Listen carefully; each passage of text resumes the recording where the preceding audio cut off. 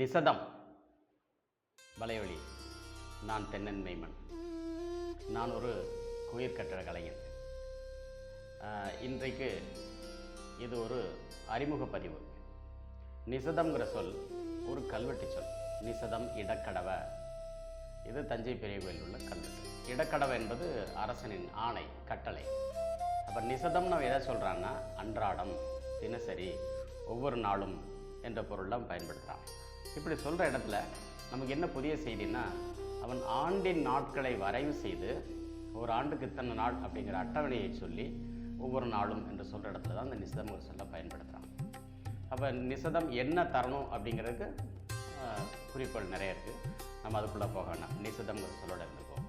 இப்போ இந்த வலையொலி என்ன சொல்ல வருதுன்னா, ஒவ்வொரு நாளும் ஒரு புதிய செய்தியை கல்வெட்டு சான்றுகளில் இருந்தோ அல்லது கோயில் கட்டுமான நுட்பங்களின் சான்றுகள் இருந்தோ தஞ்சை பெரிய கோயிலை மையப்படுத்திய வலையொலியாக இது சில காலம் இருக்கும்.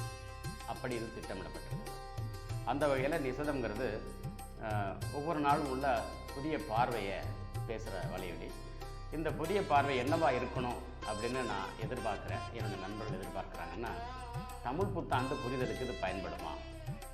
தமிழ் புத்தாண்டு அன்னைக்கு தமிழ் புத்தாண்டுங்கிற பெயரில் இல்லைனாலும் ஆண்டின் முதல் நாள், அது உரிய நாள், அதை அரசே அறிவித்தது, இந்த சான்றுகள் உள்ள நிறுவனமாக தஞ்சை பெரிய கோயில் இருக்கிறது பேசப்படும். இப்போ இன்றைக்கி இது தேவையா? இதில் அரசியல் வலிமை உண்மையிலே இருக்கா அப்படின்னா, இதில் மட்டும்தான் தமிழர்களுக்கு அரசியல் வலிமை இருக்குது. தமிழர்கள் அரசியல் வலிமைங்கிறது என்ன? பொருளாதார வலிமைன்னா இல்லை, இன வலிமை.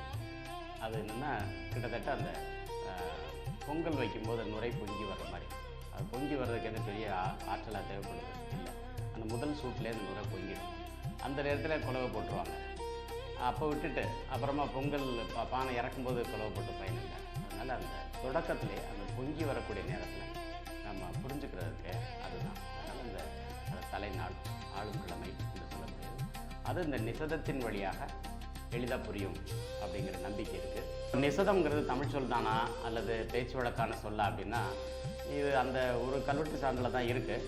ஆனால் நித்தம் அப்படின்ற சொல்லு நமக்கு பேச்சு வழக்காது. நித்தம் நித்தம் மாறுகின்றது எத்தனையோ அப்படின்னு கவி மாயவநாதனுடைய திரைப்பாடல் நித்த வினோதம், நித்த வினோத பெருந்த சென்னை கல்வெட்டு பேர்.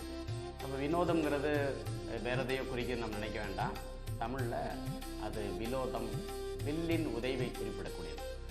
தின்கால் ஏற்ற வியலிரு விலோதம், தென்கடல் திரையின் அசைவடி படைப்பான் மதுரை காஞ்சி சொல்கிற இடத்துல அந்த வில்லின் உதைவான புதுமை அப்படிங்கிறது இருக்குது. இது புலவர்களுக்கு தெளிவாக தெரியுது. அதனால் இந்த சொல்லை அழகாக பயன்படுத்துகிறாங்க. நாம் தான் அதை புரிஞ்சுக்க மாட்டோம். இப்போ ஒரு கோடு போட்டு வாழ்ந்தவர்கள் எத்தனையோ, அப்புறம் குறி தவறி போனவர்கள் எத்தனையோ சொல்லும்போது, அப்போ கோடு போட்டு குறி வச்சு போகிறது தானே அப்படின்னா, ஆமாம், அதை தான் நிசதம் குறிக்குது. கொல்லா சதயம் குறித்த கொற்றமும் எண்ணியது முடித்த வேந்தனது சிறப்பம்னு இது கொற்றம் குறிக்கிறது.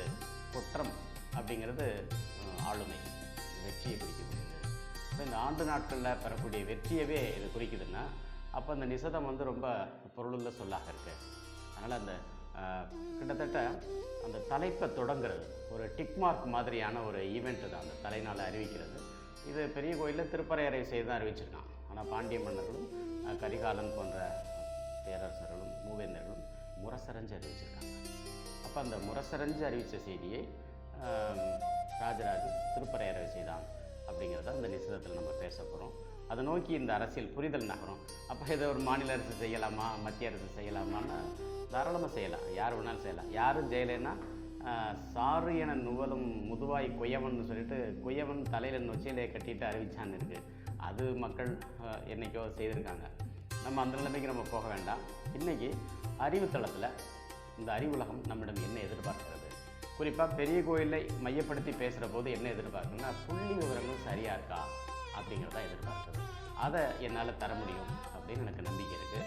நான் பேசுகிறதுலே பிழை இருந்தாலும் அதை திருத்திக்கிறதுக்கு நான் ஒரு அமைப்பு வச்சுருக்கேன். அந்த அமைப்பில் சொல்லி திருத்திக்கலாம்.